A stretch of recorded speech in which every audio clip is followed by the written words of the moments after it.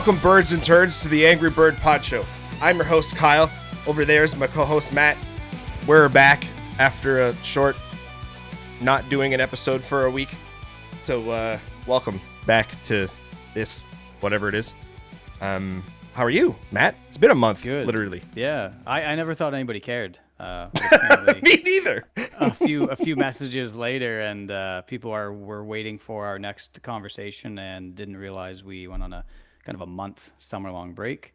Well deserved, if you ask me. And we're back for, I wouldn't call it season 2 because I don't really like when people do that. But this technically is almost starting our second year of doing this. Yeah. So without making it official with that term, happy second time around the sun doing this. Happy almost. We're there, sort of. Yeah, it was a perfect time to take a break. Like, not that we were burnt out, it's nothing like that. Nothing's going on. Certainly in the wildlife, it's not good, nothing. Like, there are people who go out constantly and will get like mergansers all the time, or mallards, or great blue herons. Bunting right now. Buntings are big right now. Hummingbird, yeah. Yeah, and like, there's nothing wrong with those, for sure. I saw a person that I follow and I've met a bunch of times. Just a good person. She posted a picture of bunting on a whole bunch of sunflowers, and I really like those type shots. Yeah, I think it's one specific spot too.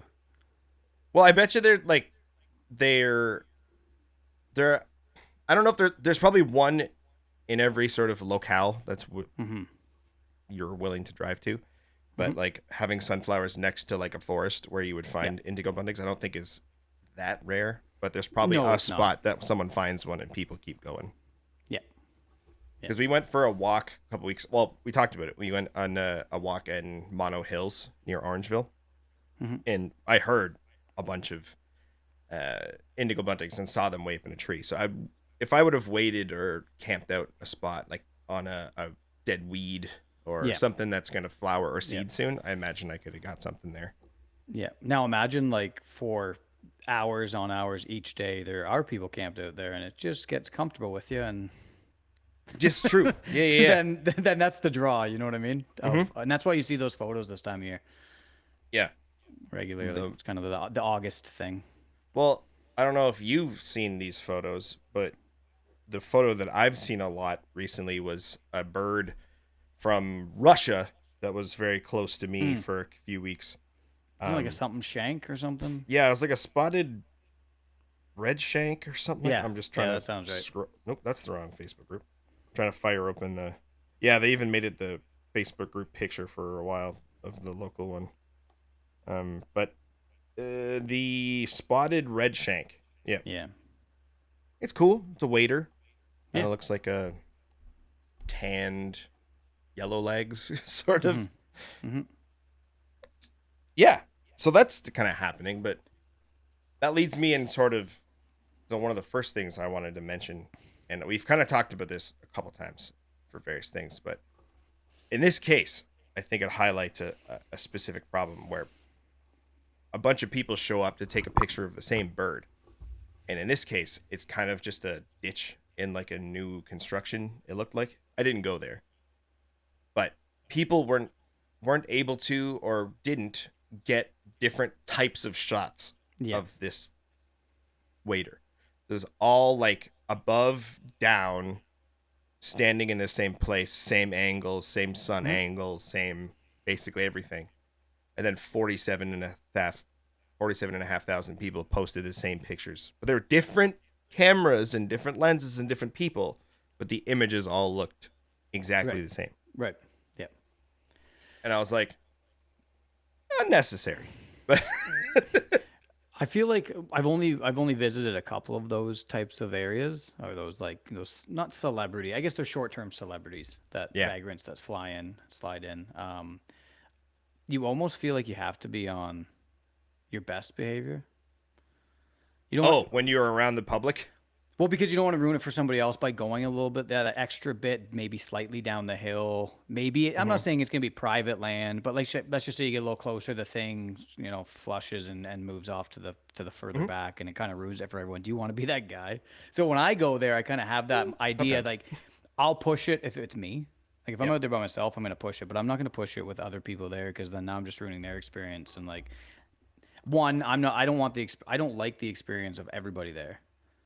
Me neither. And then two, I'm gonna ruin it for them anyways, so I might as well just stay home because like I'll probably want the slightly different shot or try to attempt it. And a lot of the times you do flush or you might try to push it a little too much. Yeah. There was a couple years ago where there was a Sora in this little marshy thing that was popular, and I'd never seen a Sora really, and I wanted to get a good shot of it. And I kind of was that guy in a way, but I got there first. So we got there early, and I was like, I'm just gonna sit in this ditch for however long it takes for this Sora to show up. And while I was sitting there, I did like scooch down the ditch towards the little hole where it was gonna. I was told it had been seen, Mhm. and a few people showed up and were standing on the road behind me. But I was that guy that was sitting in the ditch, and I did get shots, and they are my only pictures of Soras really, and I Yeah. am relatively happy with them. So it did work out. Mhm. I don't Would think I have was. Sorry, would have you done the same thing if people had already been there?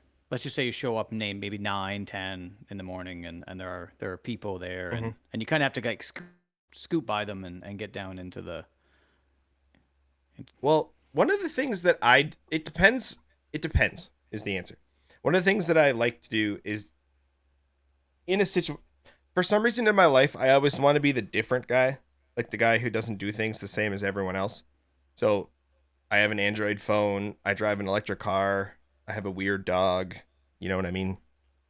so you're just a hipster. A little bit. I think I was a hipster before the term even existed. That's a really millennial joke. I was Yeah. thinking the other day. No one ever used the term hipster anymore. Yeah. Well, it reminds me of Grand Theft Auto when like this is going to be a deep cut, but when Michael's talking to Trevor and he's like, "You wear weird clothes, you're into weird music, you got a weird, you're a hipster," and he's like, "I hate Yeah. hipsters." Yeah, So yeah, like yeah. it kind of reminds me of that. Great game. It's very GTA good. 5.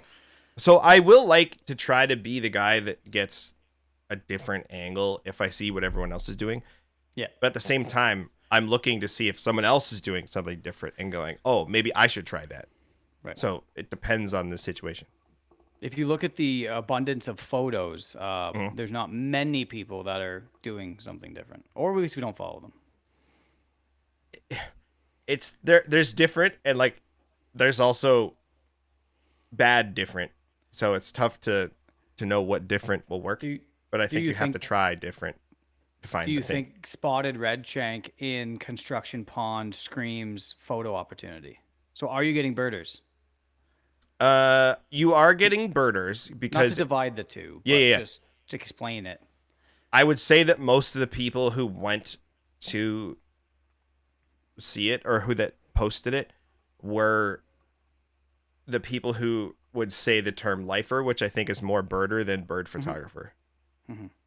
There are birders who take pictures, and that would be almost where I am sometimes. That's Yeah, where I feel like I am sometimes. Jimmy posted that he was doing this like kind of mini 365 challenge where he's only counting birds that he takes photos and gets a photo that he is happy with, and he's gonna count it and take it off a list. So he's kind of like blending the two Okay, sure.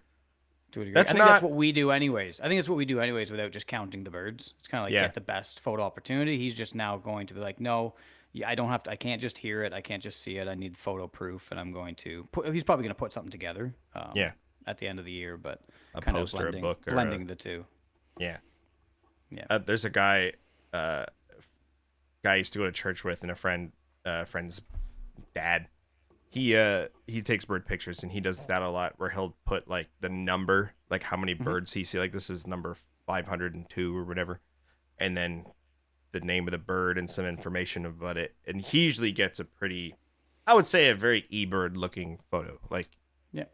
bird's not necessarily doing something interesting or behaviorally, but it's just a decent picture of a bird. It's clean standing. in habitat. Yeah, exactly. Yeah. I still like those. I'm still Yeah. always going to like those. I think it's because like technically forward, even though the gear may not show what I shoot, it's still technically image quality forward photos are my preferred, at least for me to take and look at. Yeah. So I I still wish do appreciate them. I wish I did, well, more or like I used to. I feel like I used to get more behavior, and then I started getting into just perched for a bit, and now I kind of want to go back towards behavior again because I feel like that's the most interesting thing for me. That's because you had 6'3". Well, yeah, that's true. No, I'm just kidding. You're I'm you're kidding. now I you're thought- I now thought you me were- from I knew before. you were gonna say that. That was the No, transition. it wasn't necessarily, but it is a apt transition. I'm gonna open my Twisted Tea. I don't know if you have one. I don't. I'm sorry. No, I almost didn't. No. But then I also have an idea of something that I was gonna do, but I have to My open it wife- first and pour it out. My wife had an idea as well. She Oh. came out of the liquor store because we were on holidays last week, and she had a little brown bag of something extra, and it was the Arizona hard iced teas. And I Oh, said, "This is sacrilegious."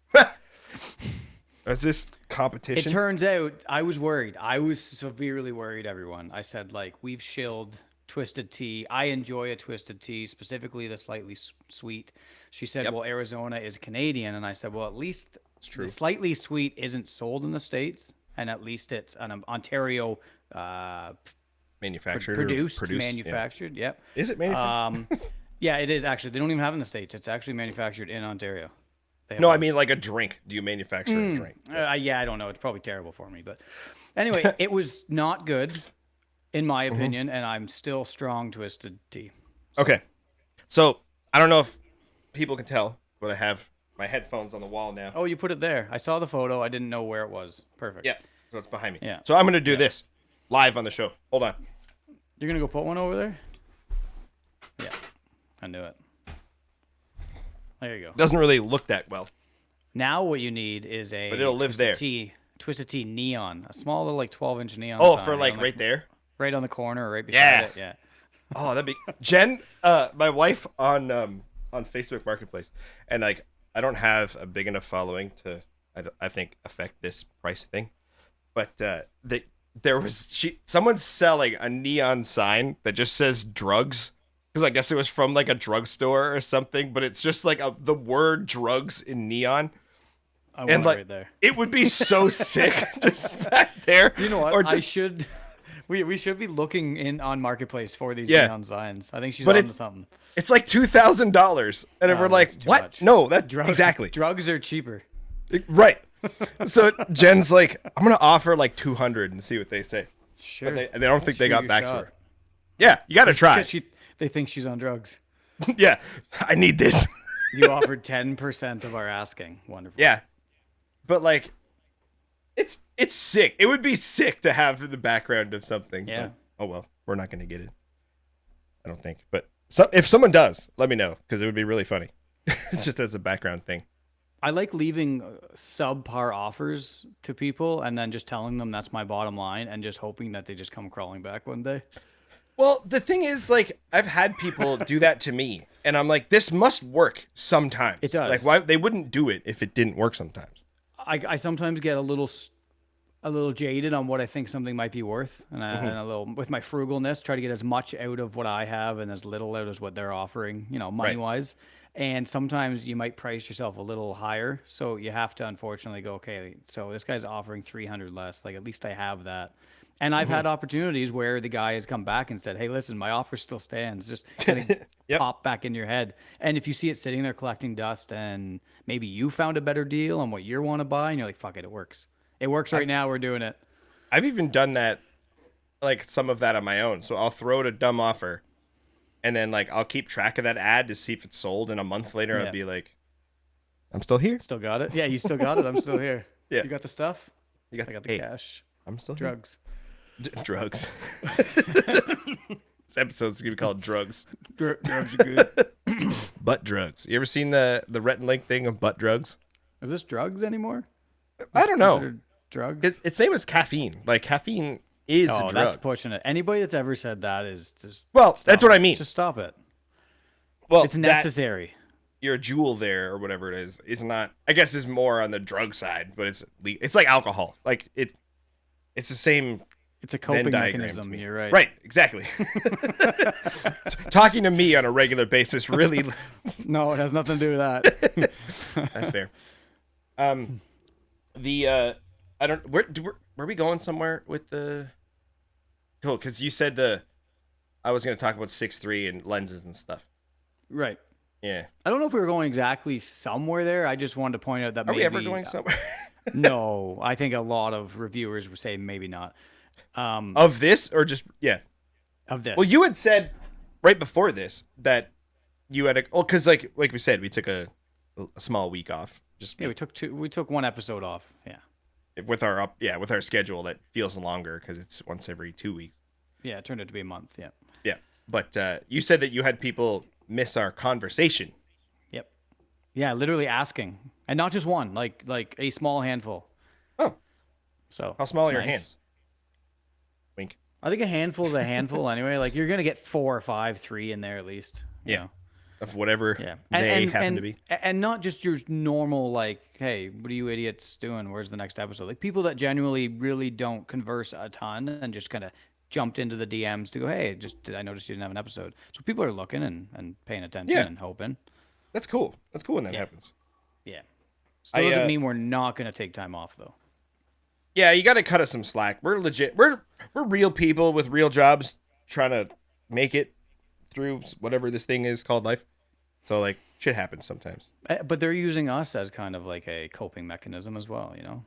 I'm It sorry. might be about it might be an hour and a half of their biweekly schedule that just takes them away from their problems.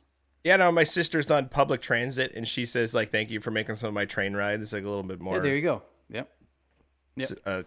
I don't know, normal. I think that's why I was drawn to it, is because it does it so much for me. Like I Yeah. can do any mundane task if I just have one earbud in and I can listen to a conversation that I don't have to put any effort into. Yeah. I find these conversations are so effortless because it's talking about just you and me catching up, and then Yeah. maybe some sort of hobby that we have a small interest in that comes out as passion. So Yeah. it's easy to talk when you're passionate about something. I've been thinking I need to like not boost my passion, but like add to it. So for me, I suggested kids. you did suggest kids. You said you suggested kids to make me more appreciative of my free time, which I see the logic there for sure. Absolutely. Just not the financial aspect. There's of it. that. There's a few reasons that I don't think that's the right move for me right now, but Where were it's you 10 definitely a years ago? suggestion. Where were you 10 years ago? Like for me. Yeah, like maybe it's not. Where was I 10 years? I was in school, I think. Yeah, I saw a picture. So for actually people might know or whatever. I used to take more pictures of sort of products, knives, pens, flashlights, and just stuff that I carry around in my pocket. Little like Leatherman things. Will this focus in a relatively short order? Oh, come on. I believe in you. Yeah. Stuff like this I would take pictures of just out in the wild and things. And I saw a picture that I posted a couple years ago. Not even that it's that complicated. It's a knife leaning against a kit lens on the railing of my old deck. And I was like, I need to do that again. Like I had a lot of fun doing that. And I've tried recently just kind of setting up a little like product photography like thing, like trying to take a picture. And I'm really bad at it. And I didn't realize at the time it was something that I could have learned to be bad. Not learned, forgotten how to do well. I think I should. And arguably most of my pictures weren't well anyway, but better than they would be right now. So I think I should start exercising that more again. Sure. It Because also I know- it could ignite some passion as well of just like getting some good results at home and Right. excuse me, trying something new and seeing progression, and then you want to go out and do it on something like wildlife or Right. whatever. Just to keep the fingers moving and the brain thinking of composition and Yep. because I think you're getting that recently with race car stuff. It's nice to have something different and fresh and a different, not even just a different lens, which we'll talk about, but like just a different experience to go. Like like we talked about before, the experiences aren't as Now you're fleeting. saying that. They're not as fleeting though. Like, you know what I Yeah. mean? Like, so it adds to like having the ability to go there and come home with shots. And like the nice thing about wildlife photography, I think most of us enjoy the time out there anyway. Yeah, for the most part. Whereas like I'm Bugs sure can you take can that away from enjoy, yeah, they certain times of year can take it away. The numb fingertips, the sweat, the the bugs numb in butthole. the spring, the pseudo wedgie as The one of pseudo the, if wedgie. you've been here for a while, one of the old episode titles. So yeah, there's things that can take you out of it, Oh, it's but placebo wedgie. That's what it was. placebo, that's what it was. That's what it was. But yeah, so like it's really nice to do something different and take some time off, especially when we open the show. Not much going on. It's pretty slow unless you're kind of picking through those small little bird alerts where you might have to travel a little bit to get something. Yeah, nothing wrong with that. Just not my bag. I'll travel for like a I don't know, A different race? stuff. Maybe not as much. Like Well, no, you did once, so at I least did I once. figured. It's kind of just a yearly thing. Like Yeah. we've gone to that race 3 years in More a of a row. tradition. Yeah, it's a lot of fun. But you live a lot closer, so it's easier for you to just hop over there for an afternoon. For me, it's like a 3-hour drive to get there.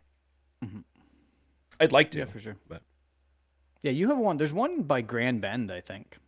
there is a track that way that It's an oval or something like that.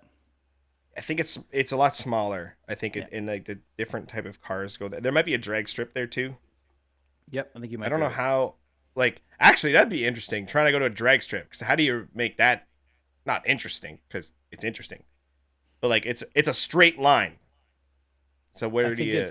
I think it's a lot of really fast up shutters where like you're getting like maybe twists of the frame, tires up, maybe Smoke from the a burnouts and shit. smoke, a CPL where you can see through the front windshield and kind of get the driver and like Yeah, you know what I mean? Yeah. more There's of the not a storytelling ton. type. Than Yeah, like action I don't know how stuff. much panning you're gonna do. There's not much fun doing panning on something that's just going in a straight line. 300 for miles. Yeah, you probably do some pretty wild art. You know, slow 1/5 shutters and get Oh. something. Or like a stationary landscape with just a streak of smoke and light and fire Yeah. and stuff. Yeah. Yeah.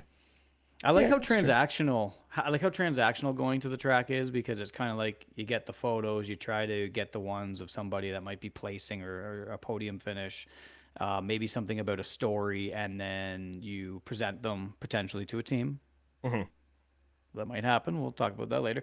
And then like you're done. You're waiting maybe for the next race, or it's not so much like say you go out and you're really hoping to get baby loons and you go and this year I didn't have any baby loons, or at least it didn't look many other lakes to find them. My specific lake didn't have them, so it was kind of like okay, I'll shut that down for a bit, and now I won't do that. Whereas with it's transactional when it comes to going the track. Spend the day Yep. there, take some shots, edit them, and edits usually like auto.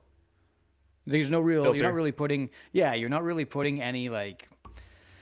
I think you're putting your own artistical spin on it when you take the shot at the track in camera. I think there's a lot of that. Like you said, shooting through things. Shooting through Similar stuff. things you'd like to like layer in a photo of a bird, but you just don't have the opportunity because a lot of them just don't sit still enough for something like that. Yeah. Or they might not come back to the same perch, or the light might not even be the same, filtering the same way. So it's just like there's these lot of moving parts that can like be so powerful and so amazing and give you so much passion when you capture that. But then there's also more times than not, it's a fleeting moment where you're like, fuck, that's not gonna happen again. Trav did a reel recently that my friend shared on Facebook where he's like what most of wildlife shooting is, and he's like holds up his camera as he does, and there's nothing. And he puts it down, then a whale jumps and he catches it just as it's going back in. Yep. And I'm like 90% of the time that's what you're doing. So you don't even experience it like live because Right. you're like fumbling for the camera, and Right. then the photo is exactly what you experienced, and you get to hold on Yeah. to that. Yep. Yep. You As a missed fucking the reminder. yeah. Your keepsake is the fact you didn't get the shot. You're just Yeah. like you missed everything, didn't see anything. And I still love it. I just have a different outlook on what now I want to get out of it, Yeah. with taking a step to the side and doing something else for a little bit. Kind of cleared the mind of what am I doing and why am I doing it. That's good. So it's nice. It's nice to have a little bit of clearance, just clarity, just by going and doing something else, just for a little bit. Come Yeah. back and figuring out why you love it. Yeah, it's like they say to step away from stuff when it gets tough or hard or you're confused, and you come back Yeah, with like a fresh perspective and like you've just yeah. been you forgot it kind of about Yeah. it, and you're like, oh, I can think through this problem now. But So I get it. it's a secondary inspiration that has to ignite the original one. You can't just go and hide in the corner and go, well, like kind of like what you said. I haven't really inspired myself to go out, and I've been kind of like not doing it. So what? How is that going to inspire you to pick it up and go back out? Your Yeah, suggestion was try those product shots. That's right. some inspiration to get you going. I know that I need to like get up and tell myself to do something in order to kind of pull myself out of like jams or funks or whatever you want to call them. Actually, this headphone thing is a good example because the other Yeah. day we went to get it, the board, and I was like, yeah, I'll do that later.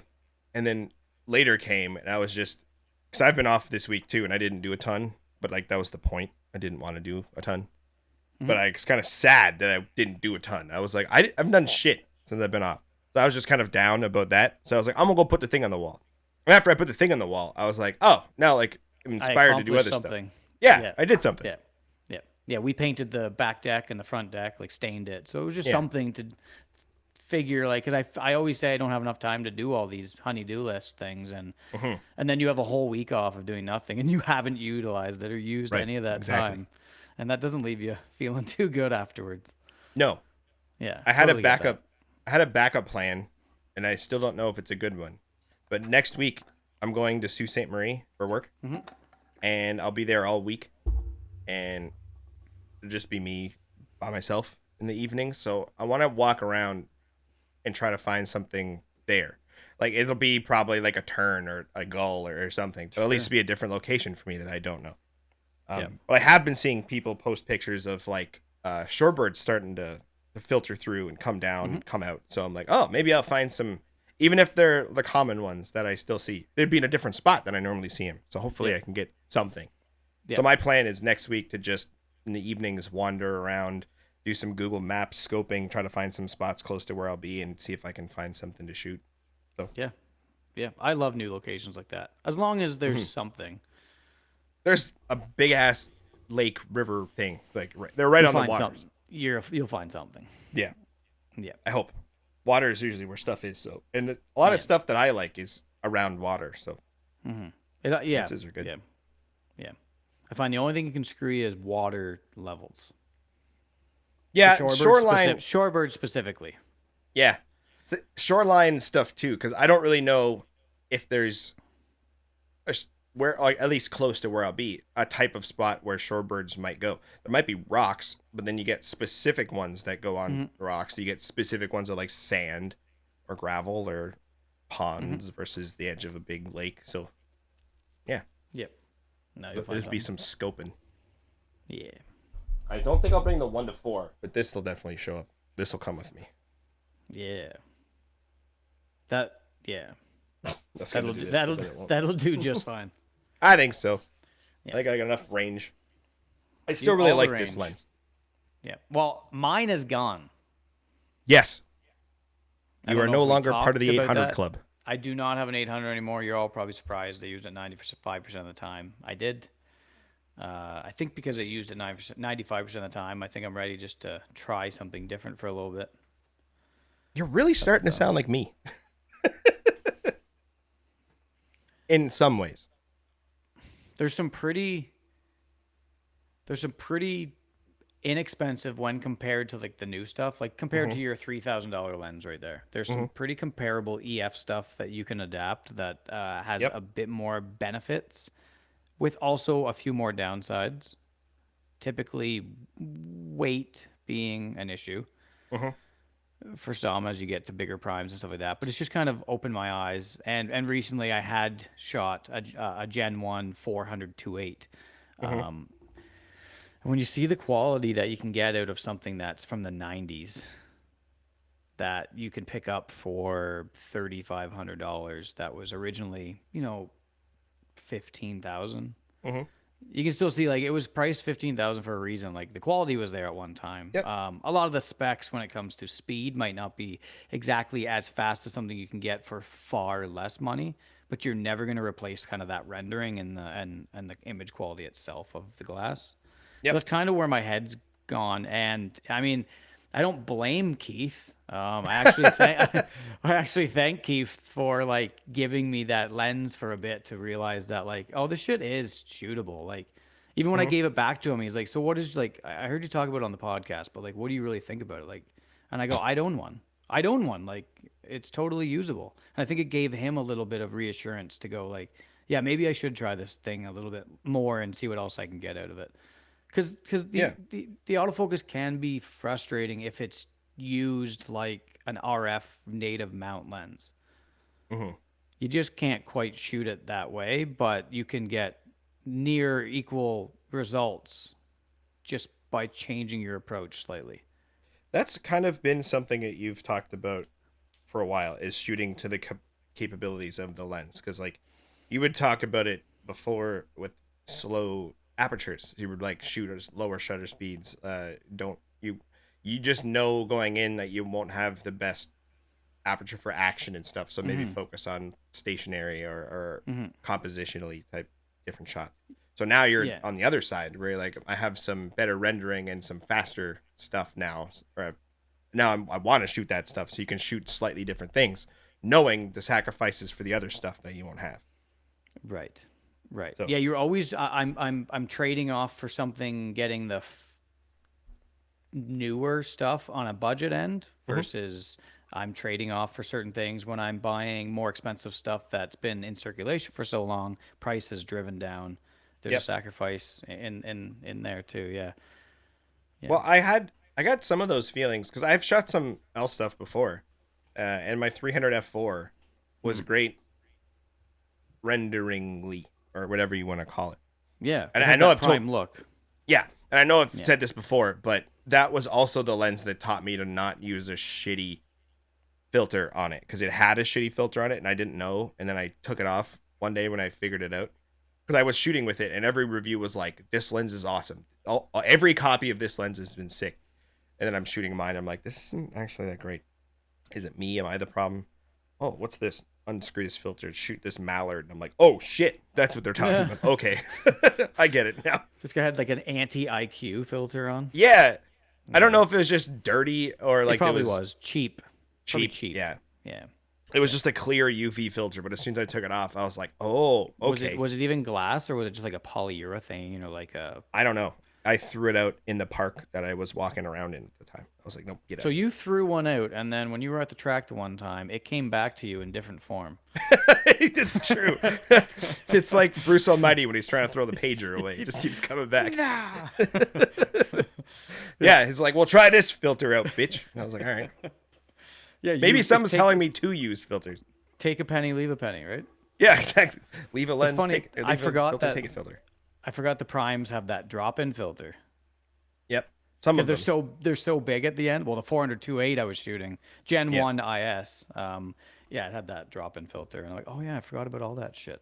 Yeah, they're little ones at the back as opposed to the big one for the front. Because it would Yeah. be what, like 105 at least? Oh my Mil? lord, yeah, yeah. It's huge. It's The trumpet. it's like the size of a personal pan pizza. That'd be Okay. 8 inches, 9 inches, 8 inches. Insert joke of me measuring that against something else. No, I think that's about 8 inches. Here, let me times it by 5. Around. Multiply that by 5, and you get Yeah. Oh, 40. Perfect. No, it's sick though. So that was Mike's lens, but he let you use it for a while, as I understand.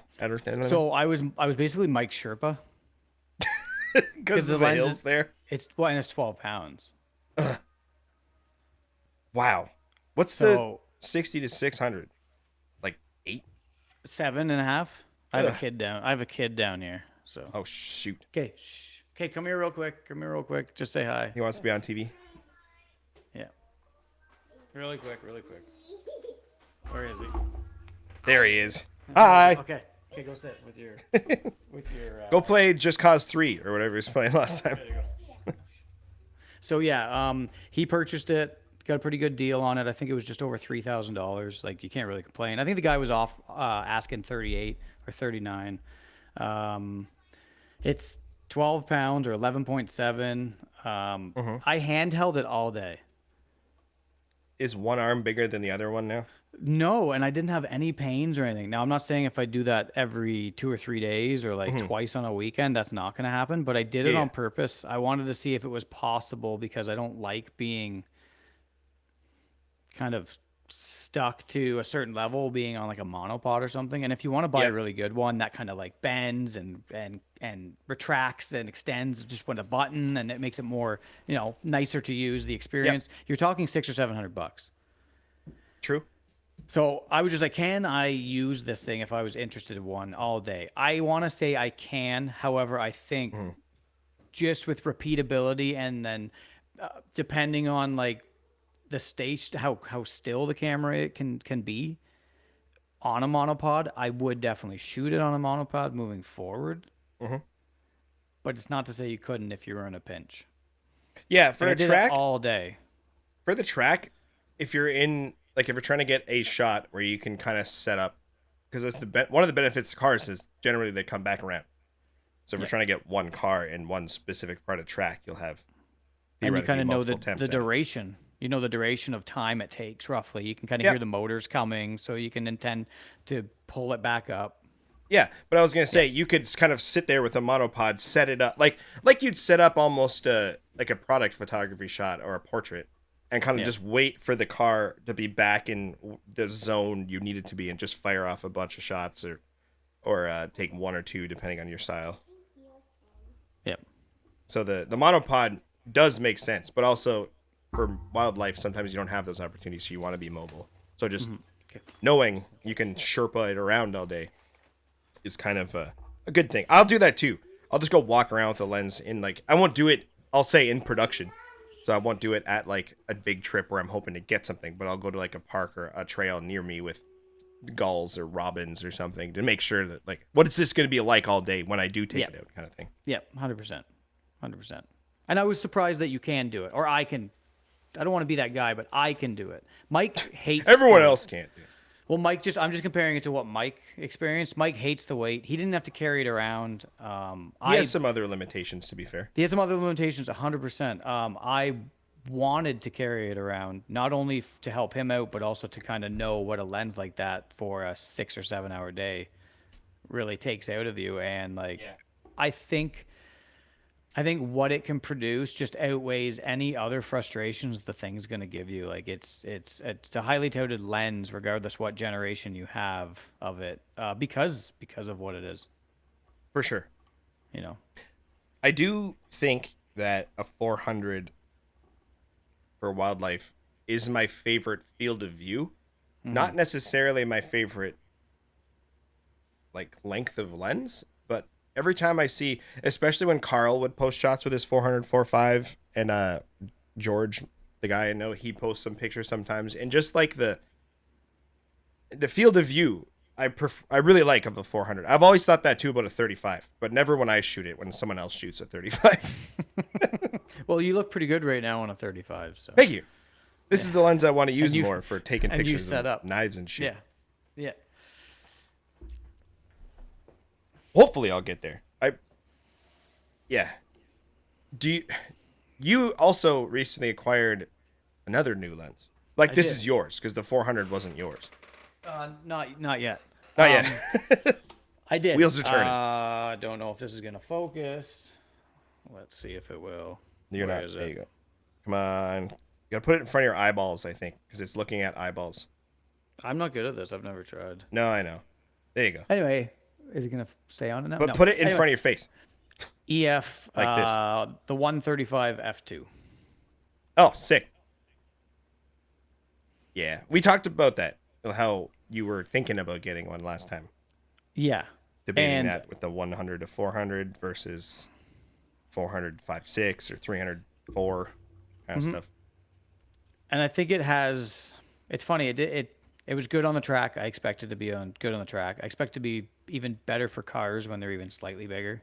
I think 400 was actually the right focal length for bikes, just based on Okay, yeah, because they're scale, small. distance, size. Yep. 400 was great. 400's not always going to be amazing for cars, unless you're having them come down the track towards you or away from you, or you have the ability to have them come in at certain scales. Yep. Like basically the hairpin at Moss Corner at 400 is gonna be way too much unless you're like trying to like count the hairs on like the driver's I can never chin. figure out where I want to shoot from there. Hmm. That was where I did the picture of my brother-in-law doing this and like the Yeah. car between Okay. his fingers, Well, it was but coming like down the hill. up towards me, yeah, down the hill and then yeah up towards Yeah. the hairpin. But Yeah. like that was the only spot I sat really was there, Hmm. and I don't know. I've been there like 2 or 3 times now, and I never know where to stand. You want to stand where the guys in the white media vests are? Well, where the other photographers are standing. Well, yeah, Yeah, that's the spot to be because you're that much further down. You're kind of up on this like gradient, like incline, kind of an incline of a grass hill. yeah, So the higher you go up, the higher you are at the track and further back. But like they're down into like a cement kind of like flat spot. So there's a retaining wall behind them. So we're up on the retaining wall. So that's why the angles change for the Did you better have you to be didn't in have their spot. credentials when you went there, right? Like Mike No, didn't know any. Okay. no. We're working on it. I think we're gonna try to at least get in there because I feel like we're like every bit of skilled as anyone else there doing it, and we're not even in those locations yet. Yeah. So like from a team standpoint, from what they might have to gain from giving us a media pass, like it might happen. I Need know a there's third shooter? talks. It might be a team. Like we might need a small team. We'll see how far we go with this. Like it'll be Oh kind of yeah. fun. I know a guy, and it's not Will, because he's all good on his own. Yeah, until we blaze past them. Yeah. No. Well, you could. I shouldn't say no. I think he's doing well. No, I'm kidding. That's good. No, it's cool. Yeah. You said something about Honda was interested in doing something with you, or is that a secret? No, Mike reached out and just went screw it. I'll shoot my shot. He got some shots of the guy who won the race, who was Honda. Sent them some Okay. photos. She's the person it was like an account, just a Honda general account on like Instagram. They're like, we'll get you in touch with your information to somebody who can potentially reach out. And they did reach out, and I guess they Oh, want sweet. to have a call with them next week. Oh, neat. So, yeah. So then I said, Shoot don't your forget shot. I said, don't forget your Sherpa. I said, because they're gonna realize that they're gonna need someone to carry the lens around for you all day if I'm not there. Is it a better term to call you his caddy? Yeah, Versus caddy's Sherpa? fine. Wrong sport. I don't know. What I'm his pit sport do crew. you need a Sherpa in? I'm his pit crew. I guess mountain climbing is that a sport? Yeah, I don't. Yeah, you play a video guess. game, isn't it? Mountain climbing. That's true. It's under the Yep. sports category. I guarantee it. Well, it's very cartoony. It's not really in the like FIFA or like So F1 it's more type. simulation. Yeah. No, it's just a goofy cartoon where you eat. They have food in it called thick mints, and it's one of my favorite jokes I think I've heard in a while. Thick mints. It's very funny. Game's called Just like Peak. that thick. You just Right. like thick. Focus thickness. Focus thickness. I love thick. Well, the word thick. You'll like the 400-28 because it was thick. Oh, that's a thick. That's a different definition. Thick. It's thick and it's like it's weighty and it's girthy and it's like the RF Yeah. is probably just so light and plastic feeling to it because I switched lens with Mike. He had his 135 on. He has the RF, the 180. Okay.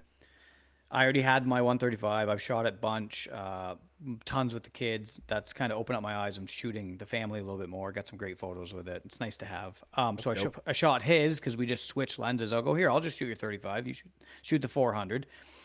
And it feels like the 100. He was mad at me. It feels like the 100 400, like with weight and just because it's plastic and there's not Yeah. much to it compared to this like metal design of this 135 EFF2 that has all this character that you talked about for years, or not years, months earlier into the podcast, and years before of us knowing each other.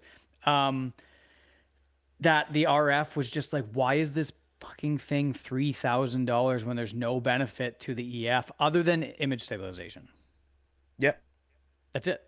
I mean, maybe on paper there's more, but like just comparing my images, what I've shot with the one I've acquired and the one he bought, the EF is, I don't know. Yeah.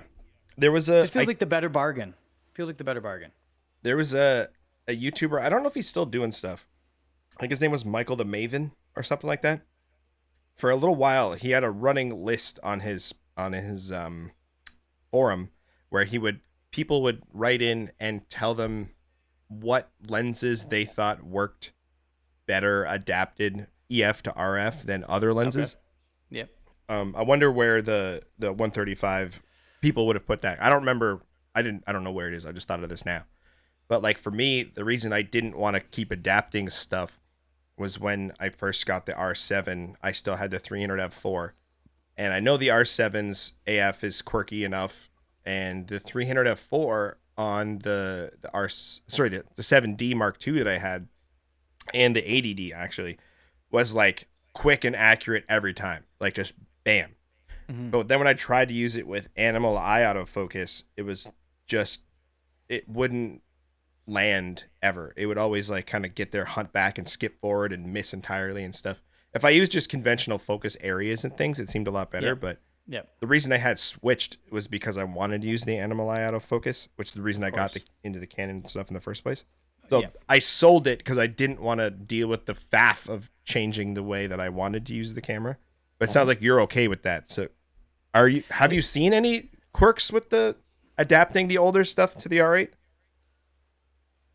Nothing that I didn't. I want to say I'm pleasantly surprised on how much better the performance is than I anticipated by hearing people just say go native because it's just that much faster. And it is, but it's not like the EF are too slow that you're not going to get anything. Right. That's what we're missing in this is like we're hearing it one-sided pro RF that we're not actually hearing the con of the EF, and the con really isn't that it's missing shots. It's just objectively slightly slower than native. Yeah. That's not a The, knock. That's just, yeah. that's just the comparison. I think for me, the one of the first times I noticed focus speed of target acquisition, maybe I'll call it that. It's not. It's just like how fast it racks to the thing. Was going from the Sony 2 to 6 to the Sigma 60 to 600. The Sigma was slower. It would grab the subject, but it would just take a second to get there. The Yeah. Sony was like Yeah. bam, and I missed that bam, but ultimately it wasn't detrimental really to my shots. It was just something that I preferred to feel or see. I think that's a design thing. The RFs are very much bam. Yeah. With the RF autofocus and the RF whatever they set up motor wise and algorithm wise, it's bam. It's obvious. It's designed that way. Emerald The be design, proud of us. Bam. the design flaw is that EF wasn't designed with RF in mind, Yeah. but EF was designed with the 1DX mount. or the yeah.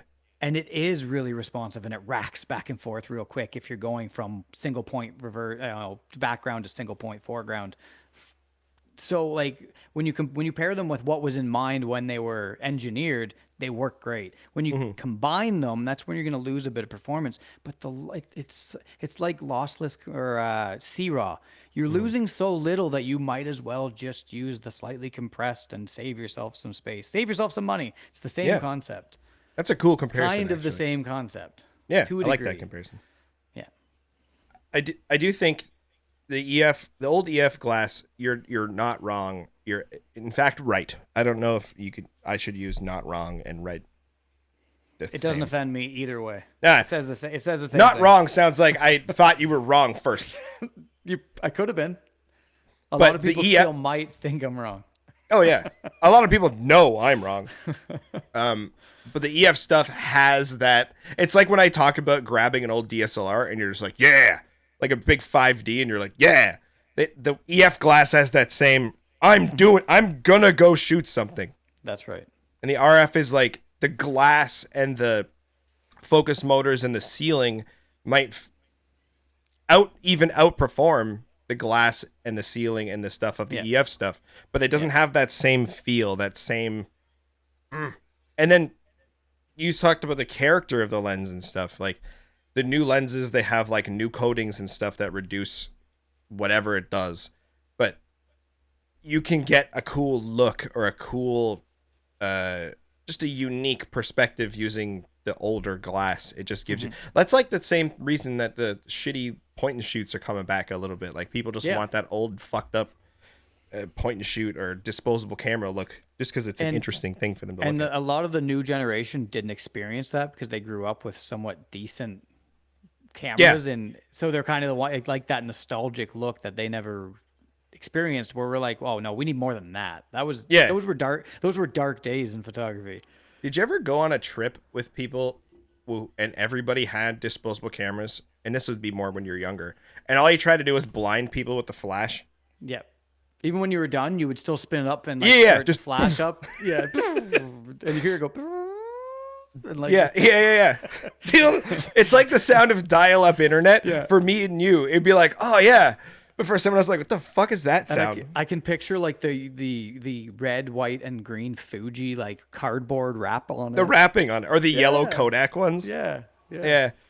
For sure. Like we went to this place called Mount Mary in Ancaster, which was like this Catholic school retreat thing that you'd go to in grade 8. And all of us had disposable cameras, and every picture I had was just like an overblown half a quarter of my friend's face. Just like, because I was going, pew, just trying to blind them with the flash. I saw a reel, and someone like walked up to like Post Malone and said, hey, would you just take this and mail this back to me? And he just took a bunch of shots on his tour and sent it back. And then they made a reel about it and put music on it. That's awesome. He decided to take it. So people have done that at weddings and stuff. There's like a bowl of disposable cameras on each table, and I think that's a cool idea. Yeah, and they're wondering how many they can actually get developed. Yeah, so it's like dick shots, like 100%. No, 100%. Now for sure. At my table, at my table, there's always a few. There's always a few dick shots. Well, a few risky shots. I want to say like the dick shot is like that's the riskiest. The mecca, like you get that one in there and it's funny, but like it takes some bravery. I suppose. Sure. It's a word for it. Definitely some bravery there. But you are making me think about other lenses again, which is bad because I don't even use the lenses that I have, which is I think where some of the motivation to use the stuff I have more. Because really, this is what I use the 35 for. But really, it could be a good lens for some product photography. It's got that kind of pseudo macro kind of ability to it, right? Yeah. I tried to get some bugs recently outside because it's kind of the nice bugs. Like, I'm not going to take a picture of a fucking, I don't know, mosquito. Like, F that noise. But that was a good one to pick. No one's going to be offended with that. Right. I was like, what's a good bug? But I was like, monarch butterflies are around right now. And sidebar, we planted a bunch of like native stuff in our yard. So there's milkweed and some other stuff. And just seeing the insects and stuff that you're trying to attract to your yard coming to your yard is fucking dope. Like the other night, a while ago actually, Jen and I watched a video on fireflies and how they're kind of on a decline. Yeah, like people, I did hear that. Yeah, people haven't been seeing fireflies around a bunch and stuff. And like I used to camp as a kid, you'd be just sitting by the fire and you just see them like all over the place in the bush, like all along the yard, the grass and stuff. You go into the one of my most visceral memories was being at Balsam Lake Campground. Yeah. And I was walking to I think it was probably May, and I was walking to or June, maybe late June. I was walking to the bathroom, and there was in the middle of the night, there was one light post in front of the bathroom. The ground, the post, the bathroom, everything was covered in mayflies, and just seeing like hundreds and hundreds of millions of them, like covered. Like I'm crunching through them, walking through the grass. It's millions. Like it's so many. The town north of me, Beaverton, has a big mayfly hatch because they're right on Lake Simcoe, and you're driving down the road at night, and all you're doing is just crushing everything. Yeah, like they're all over the road. You're killing millions. Yeah, and there's still millions. Like there's so many. But like that would be a cool thing to photograph now. Like I didn't have a camera in my pocket then. Like I was fucking 9. I might have had a flashlight, maybe.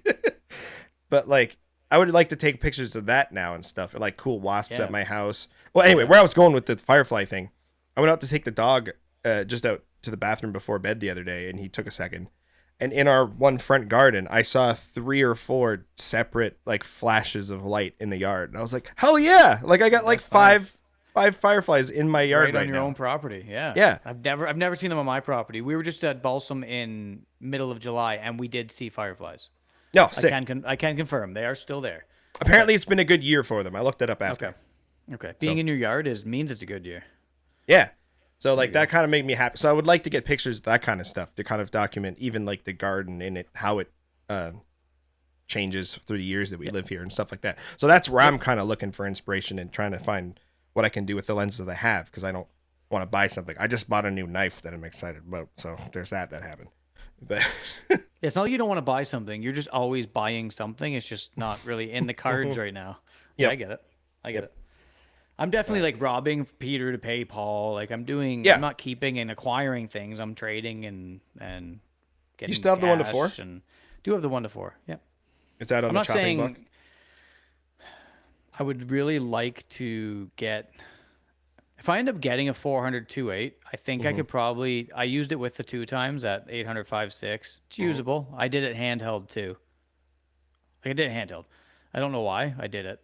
Well, I because you can. I think if I had that lens though, I just want the 1.4. Yeah, that's 560. I think they catch you to at like a 4. And You have a then 600 think, f4, yeah, basically at that point. yeah, and then the 100 400 does still play a role in just being so compact and it can go places that lens can't. Well, riddle me this: you're going to the track. Say your lens lineup. If I'm not 30, wrong, 35, 135, and 400 would be the idea. that's what I'm saying. Yeah.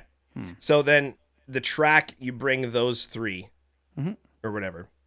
So you're shooting at 35, 135, and 4. Maybe with a 1.4 teleconverter flopping around on Yeah. at least the 400. Right.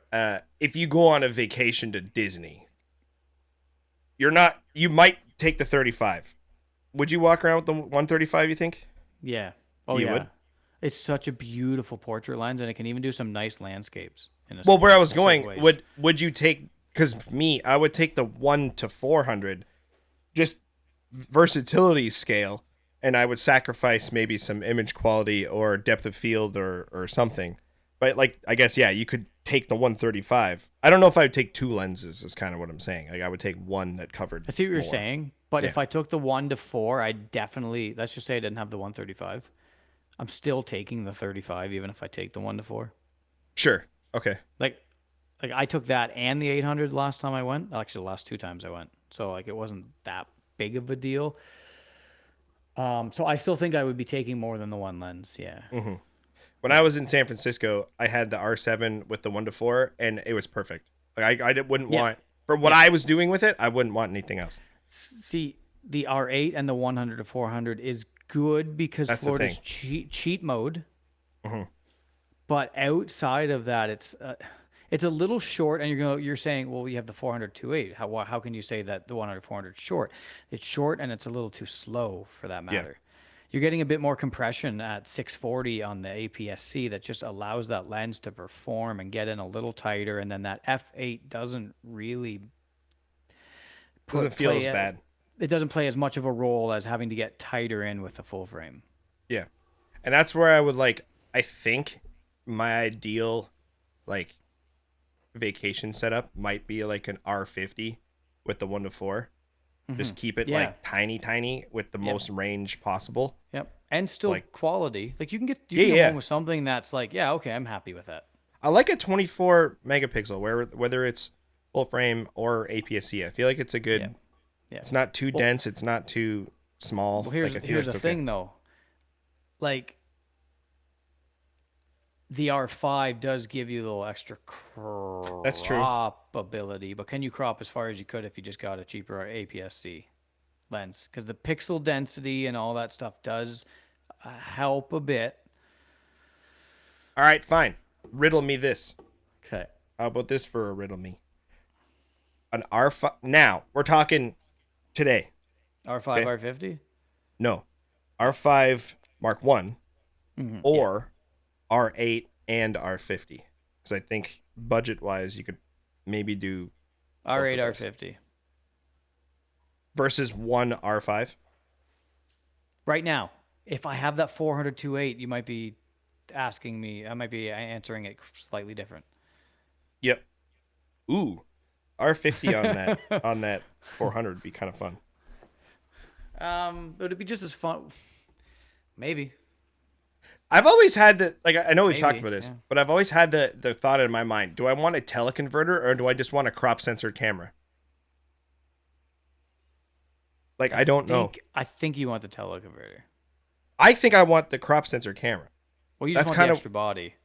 I do like that. Because You're right. there's it comes just with an extra ability of being its own entity, whereas like Yeah. without that teleconverter on a lens, it's nothing.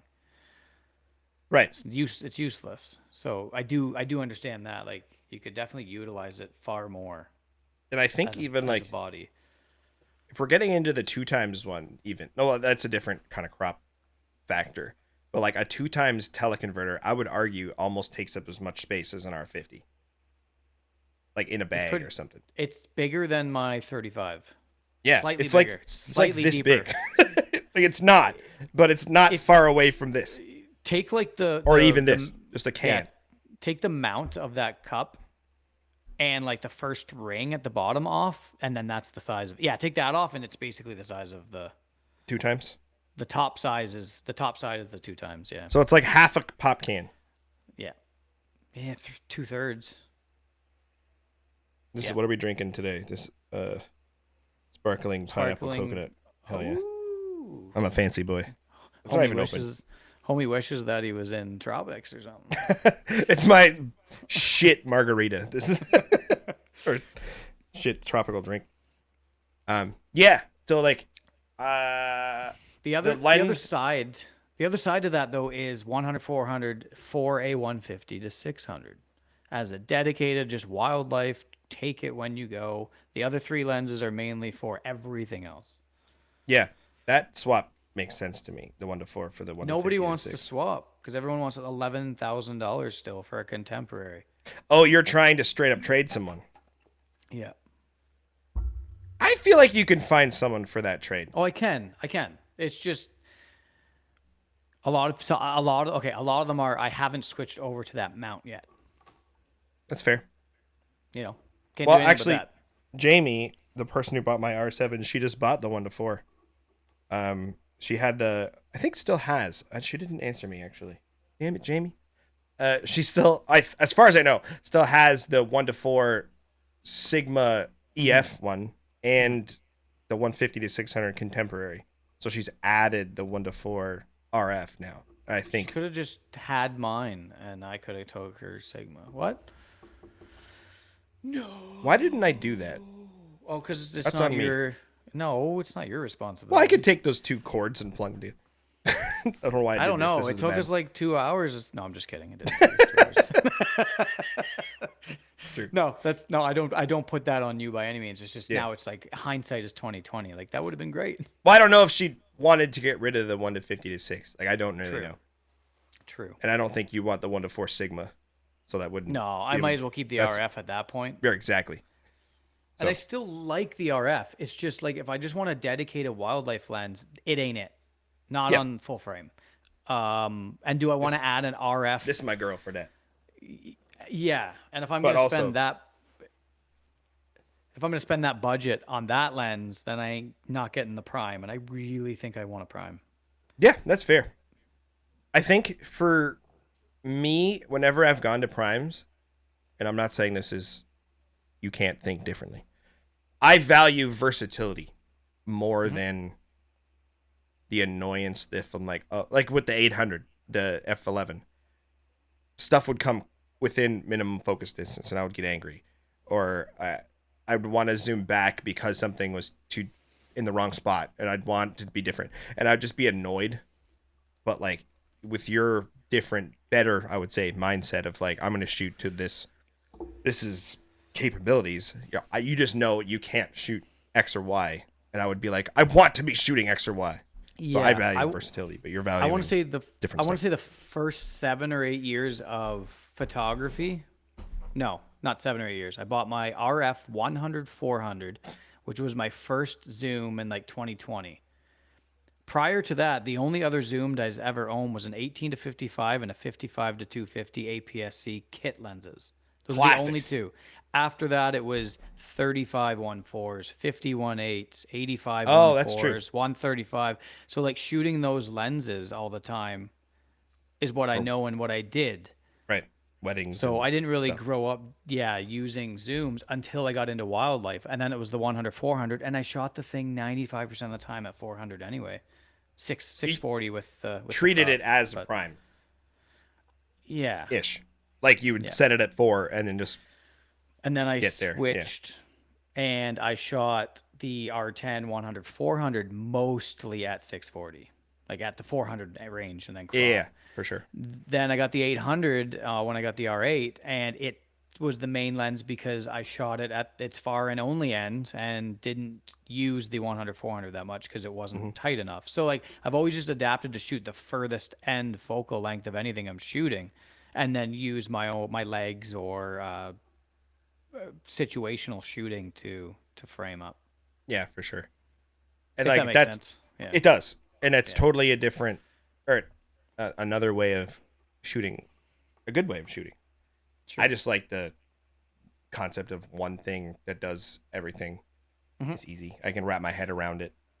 It doesn't boggle your mind, does it not? Does it not throw you off when you're at like a certain focal length? Say I had a 7200 and I'm at 200 and I'm shooting this kind of like half-ass macro of a flower, and then Sure. I zoom back to 70, and now it changes the whole thing completely, and I haven't moved. That fucks with my head. I don't know why. Like I can't really like conceptually I can't understand like okay, now there are some slight movements to be made to accompany to what focal range I'm at now, whereas I mentally just do that with kind of my feet and my eyes using one focal length.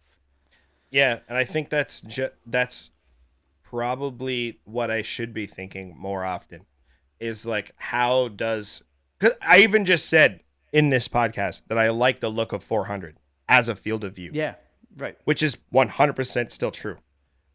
At the time of shooting, I don't think about that enough. I just kind of mostly I'm thinking of like the scale of the subject. So I guess I am thinking about it. So size of subject in frame, how much it takes. Yes, but not in the way that I'm trying to get a portrait all the time. Hmm. So I'm going like this bird, for example, is okay. A good example is when I was at Colonel Sam Smith last time, and I was sitting on the ground, and I got shots of that seagull standing on the. Sorry, I know the seagull. A herring. I think it was a ring-billed gull standing, or it could have been a herring gull. I don't remember. Standing on a buoy.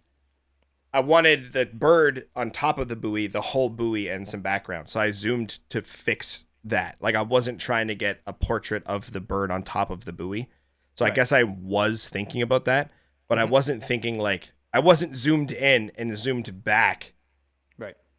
I was like, this is the shot I want. So I zoomed the lens as appropriate.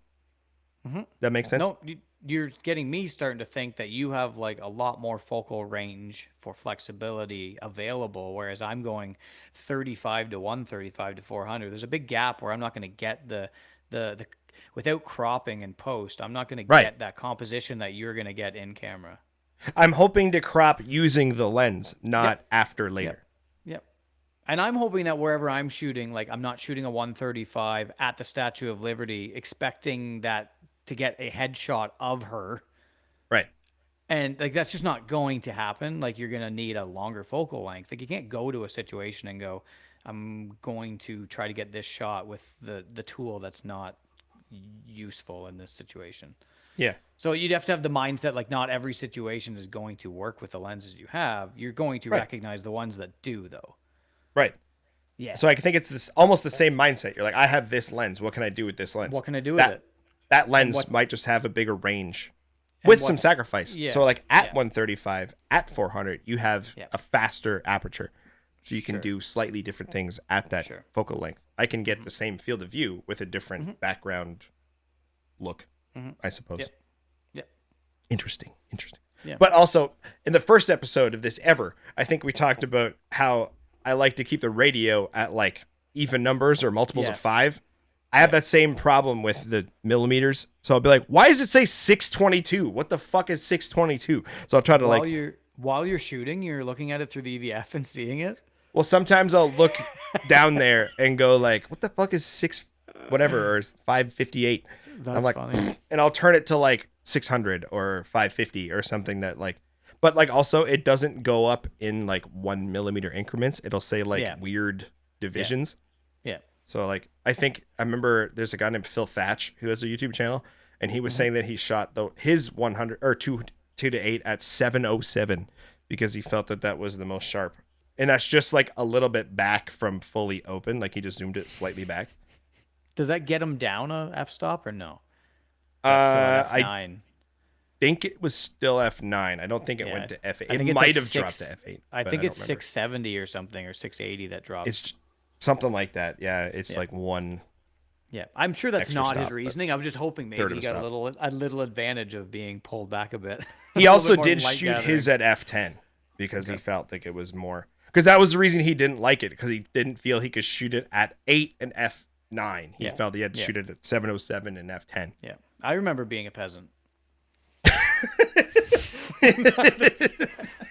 He's got like 19 different camera setups. He's like definitely not a peasant. I remember having to shoot at F11. Oh man, F11, that was so 2 weeks ago. The hypocrisy that I have displayed in this. Oh, you're podcast getting that alone. holier than thou. I shoot prime. Whatever. I have a big white prime maybe in my future. Like, I think it's funny because it doesn't matter at all. No. It's a fun little journey, So I got to you poke think- fun at myself somehow. absolutely. Do you think with a 400 f 2.8 you could have shot better of that spotted red North Shank or whatever the fuck it was called? No.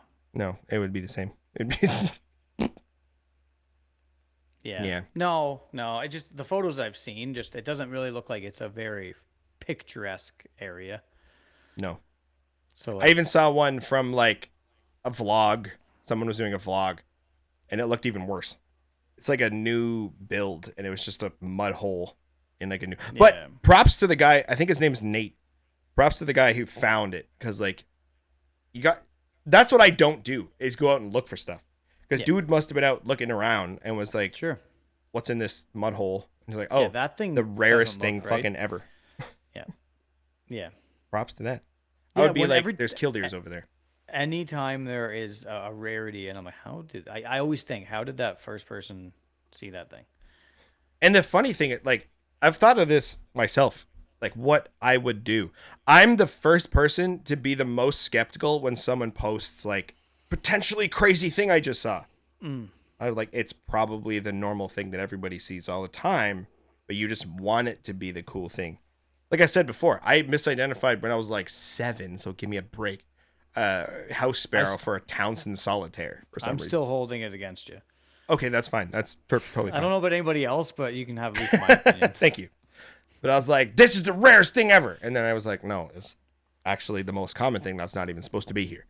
So, yeah. So what, like when someone posts like, is this a crazy thing? I'm like, no, it's a fucking mallard that looks funny. It's a mallard that bred with a black duck and now it looks weird. Yeah. It's the ones that like they don't realize it, and then you went, wait a minute, you realize it, that are like, oh shit, this person has no idea what he has. There was something, I don't think it was something else. I don't remember what it was that came last year in a similar spot. Not a similar spot in Cambridge, but like a kind of a big pondy area. There was something, I don't remember what, like something unique, and people kept going there for, maybe Cambridge is a hot spot for stuff. Because that Was it a fucking scissor-tailed flycatcher Was it that juvenile blue heron, little blue heron? could have been. I That think there was caused a stir for a while. there was also like a glossy ibis or something that came through. Yeah, that sounds right. Yeah, Someone saw it in the area, and then someone saw Florida That- seagulls. that- You mean? Florida seagulls. Well, Those are the white ibis ibises. in general, but yeah. Yeah, and there was that scissor-tailed flycatcher that came towards that area a couple years ago. So interesting. Maybe the area is weird. Oh, it's definitely a good area. There are a lot of rare birds that show up in that area. Yeah, for some reason. Did you see the video that Mr. Northrup put out about how everyone's holding their cameras wrong and they should now not put them up against their eyeballs? Did you watch it? I mean, I just I don't understand why people try to fix what's not broken for views, for content. It's a slow day, Tony. It It's a was a slow slow day. day. And he's like, how can I? How can To I just me, create a stir? How can I like yeah, put my opinion out there that I'm not even sure if I'm fully invested in? But but it'll spark conversation. yeah, and I feel like that's a lot of the way. And I know this seems like a depressed millennial statement, but I feel like that's a lot of content now. Is just like pow opinion. That's crazy.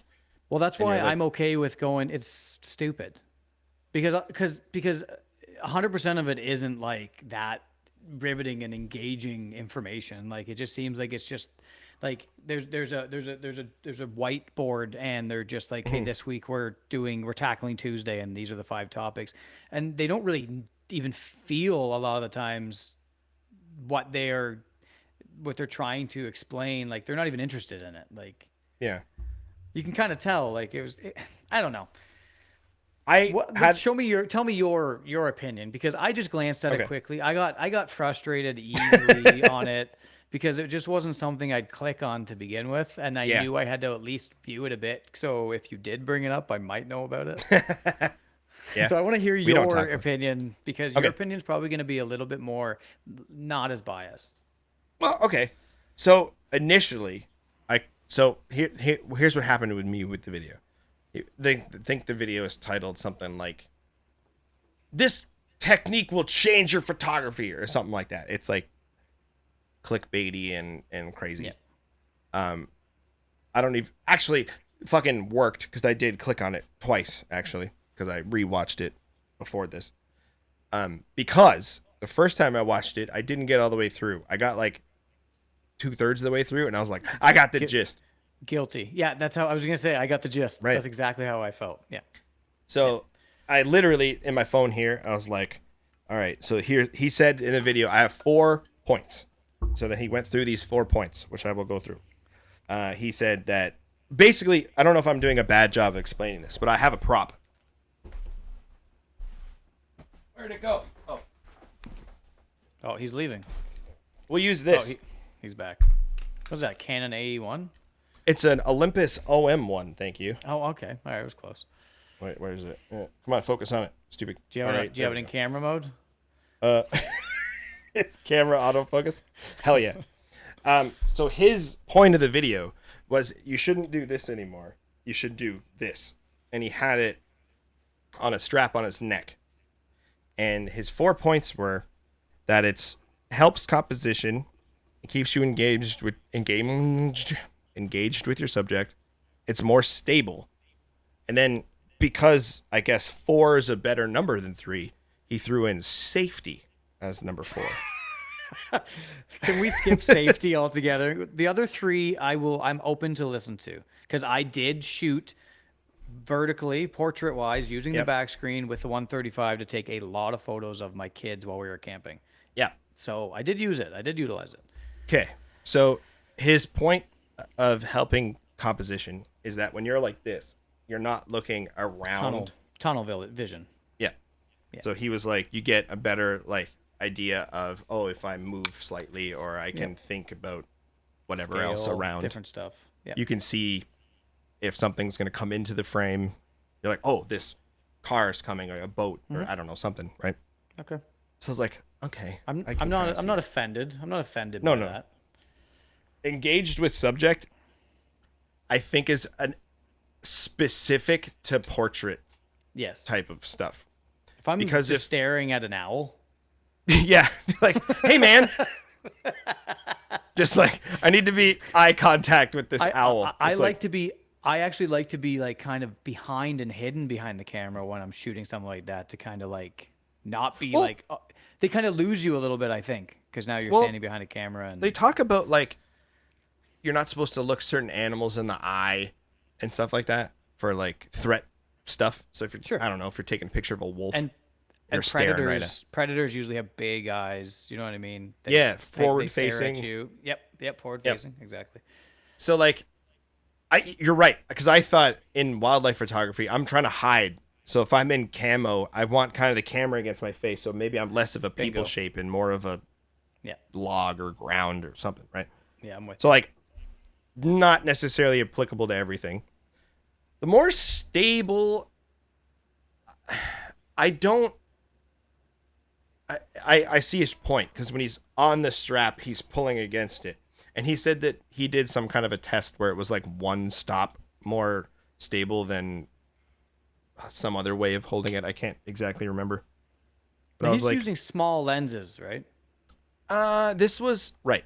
So he was using, it was a big lens, but it was probably like an 85-1.2 or something like it was Weighed 912 grams or something. Like, on an it's just R5. light. Yeah, Yeah. yeah, yeah.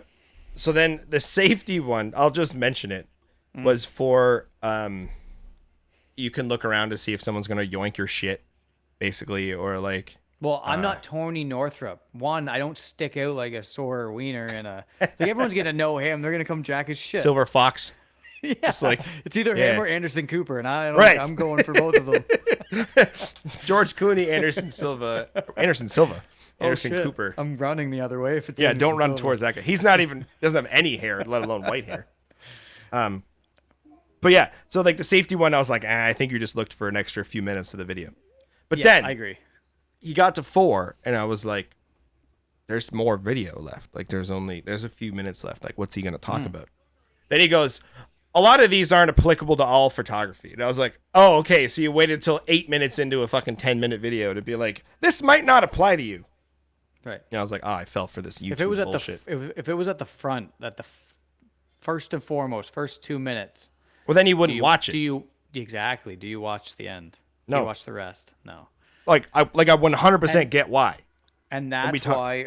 And I didn't even get that far, and I still felt in my gut that it was one of those type of videos that you're gonna be left like disappointed, like an M. Night Shyamalan ending. And you're just like, I don't even know what the fuck just happened. This whole, little small video, and Yeah. like I feel like I'm not getting those minutes back.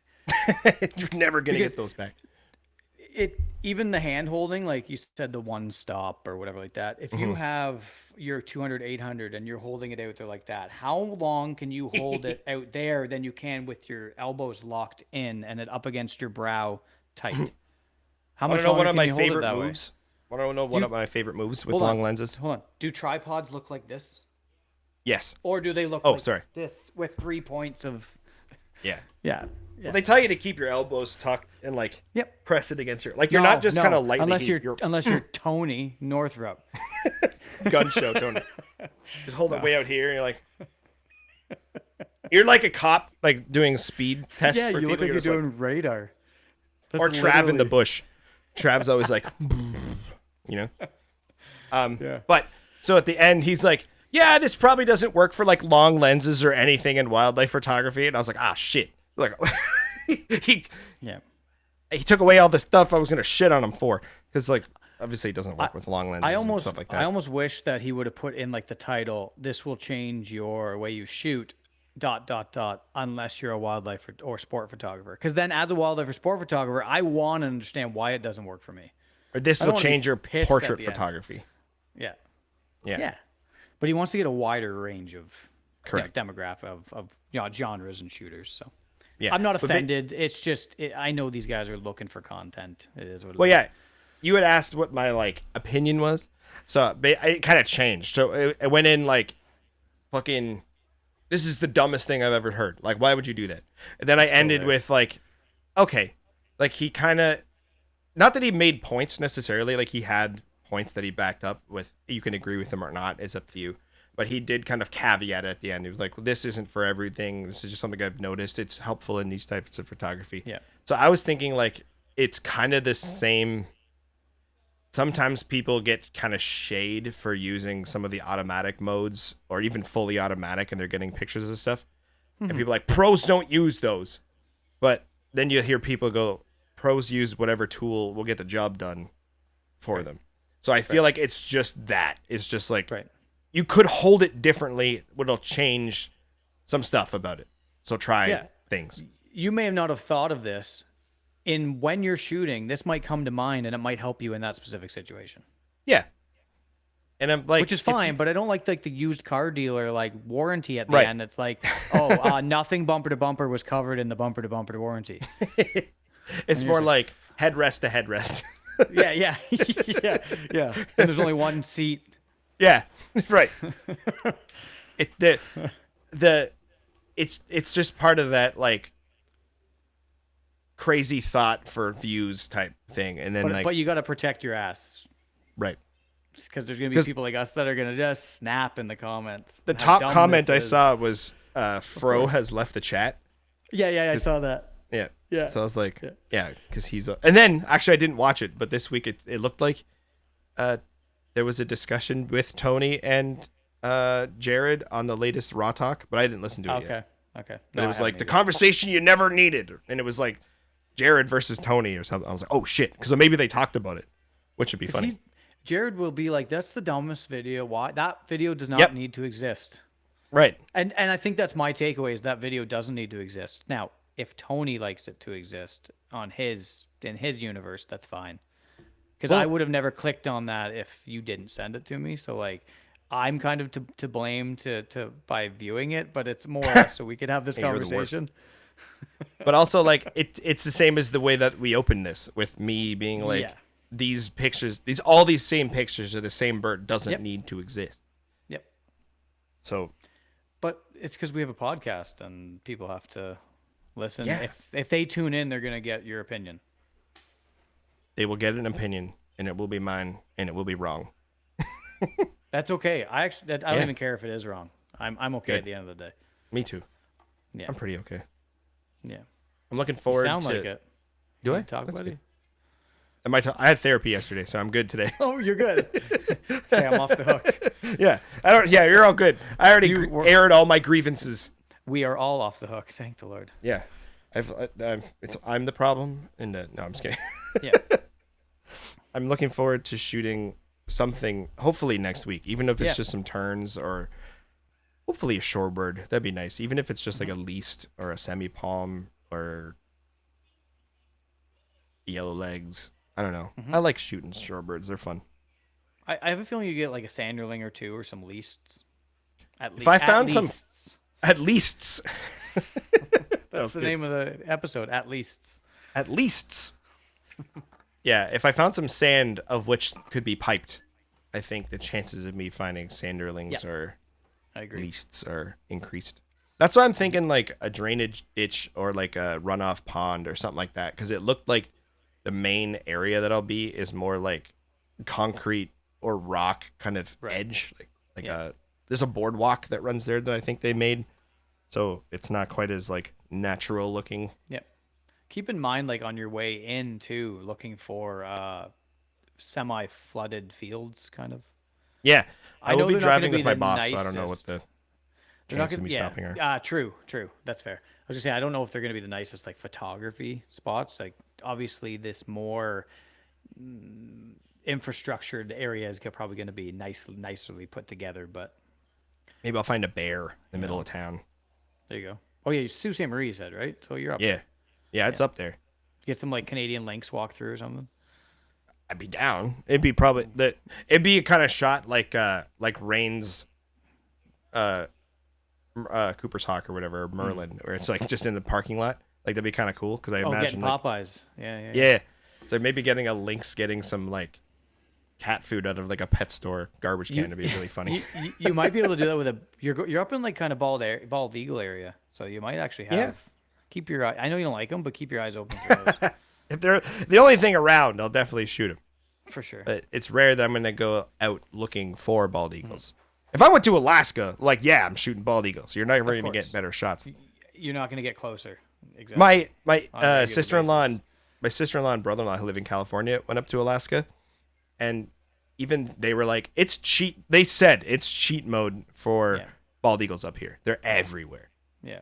I think that's where I'm kind of like, all this time of like, I mean, I've done enough of my own complaining, but all this time of Mike saying like this wildlife is bullshit and it's all pay to win and you can just go pay and get these shots and it doesn't have to be like this wild experience that everyone says it is. It's so hard to say he's not wrong. or not right. Sorry, it's hard to say. It depends on wrong. Because like, no, if you're if you have the money or the ability, you can just go get those. You can go to cheap mode Florida on a regular basis and go get that content. You can go to cheap mode BC or Alberta and get those bears. You can go to cheap mode Alaska and get those eagles. You could stay on top of things. You can go over to wherever it is out in Europe, though, the Dalmatian pelicans and stuff like that. oh yeah. You can go and have those experiences. Badgers in Finland, Pacific loons, and all that stuff. Like, you can go get it. It depends on, I don't- think, what and why you're shooting. Like, if I you're think just a lot of people have the same reason why they're shooting, and it's to like push like their own kind of like marketing themselves as like doing it. A lot of people do want to do it full time when it comes to wildlife. A lot of their like goals or dreams would be like, yeah, I'd love to do this full time, and I think there's a lot more to that. And I think a lot of people that have become full time could speak way better on it than I can, and I think a lot of them have. That it's not all shits and giggles and Yeah. fun. But yeah, you could definitely you can definitely pay to win in this thing. In this thing we call wildlife. life. Oh, you can definitely do it in life too. Yeah. Yeah, you can definitely do it in life too. I'm trying to pay to not lose my mind rather than just win. You know. Yeah. Yeah. Yep. I feel you. Have I ever told you how hot it gets up on my second floor in I the think middle of so. the day? It's I think so. freaking warm up here. Oh yeah, this is a Friday. That's why I have the kids here and Yeah. yeah. We did that thing where we moved it a day, which I like every once in a while. Needs a little extra element. Get some nice When I woke- natural light coming in. I woke up this morning and I'm like, I'm not really like, I was in a more talkative kind of like clearer mind frame. And then I'm like, I'm not going to be into it today. And then it kind of just midday got that second gear and I was good. No, that's good. I didn't think, I thought it was like, we missed it for a while. I have so much to talk about. I'm going to forget it all, which I did. There's so many more conversations of the month that we haven't talked, but at least we have that for future episodes to fill in. Yeah, we should do a better job of saving stuff up so we don't need weeks off. We got into like a 20-minute conversation and we were like blowing content because we were texting back and forth. We hadn't spoke for like 3 weeks.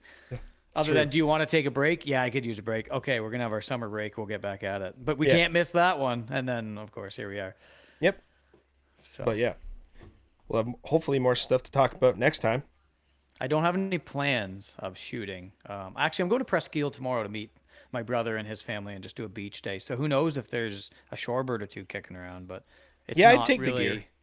Yeah, I'm going to take it. Might as well. I'm 'Cause, gonna yeah, people- I'll slide by Mike's and grab his 400-2.8. There you go.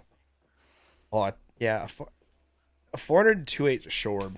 Actually, I know from Alex is like a 138 short or 135 Shorb will be sick.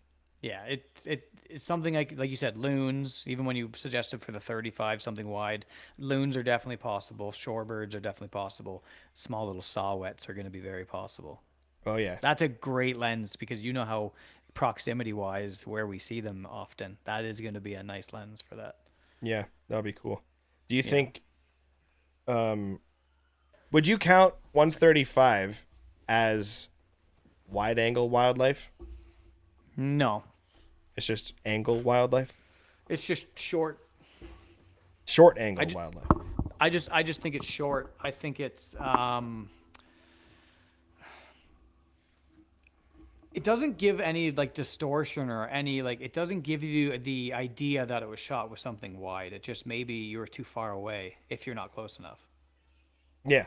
That's But fair. the cool thing about the quality of the lens is and I think Kareem suggested this. He's shooting at like 207 because it's on a crop. But he's like, you can crop in on it because the image quality is pretty decent. Yeah. That you do have the sharpness that you can go in a little bit on it. Those old you L need it. lenses are great for sure. Yeah. Yeah. Okay. Well, I have think kids Harrison's kicking us stirring. out. Yeah. Yeah. Okay. All right. Wait, could it be Harrison's turn to start the music? Oh, you can. Yeah. Do you want to, Harry? Do you want to start the music for us this week? Yeah. Okay. So what you say is, when you want the music to start, you say, "Start the music." Okay. So when do you want it to start? Yeah. Say start the music. Say start the music. Start Do the it. music. Boom! Boom, and there it goes. Atta boy. Thanks, man. Do All like right. this. Feathers, beak, and wings, all Bye. in the lens. All right, till next time, guys. All right, Sorry for see you the later. quick little ending there. Nah, all good. I think it was good. All right, later. Oh, they click in the snap, see the birds on the map. Angry Bird Pod Flow, flipping through the recap. Kyle and Matt, dropping wings on blast. Tune in next week, this one never in the past. Eagles, hawks, and kestrels, flying so divine. Peep the live broadcast, podcast goldmine. Twisting in the air, birds of every kind. Critics gonna chirp, but they ain't ever dying. Zooming in on sparrows, robins in the mist. Matt's got the shutter, Kyle's got the twist. Feathered friends in flight, equipped with the strut. Angry Bird Pod Show, capturing the cut. Oh, they click in the snap, see the birds on the map. Angry Bird Pod Flow, flipping through the recap.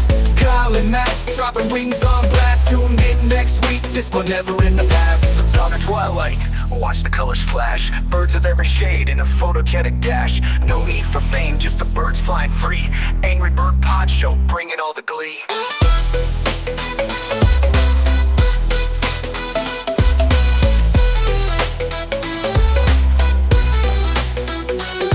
Oh, they click and they snap, see the birds on the map. Angry Bird Pod Flow, flipping through the recap.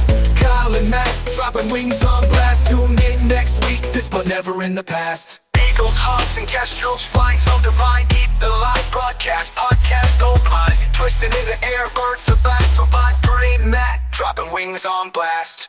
Tuning in next week, this but never in the past. In the past. Tuning in next week, this but never in the past.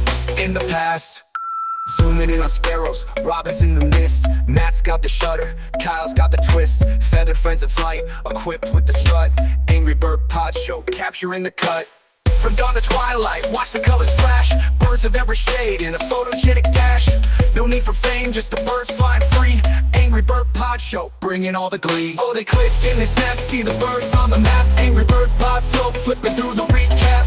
Kyle and Matt, dropping wings on blast. Tune in next week, this one never in the past.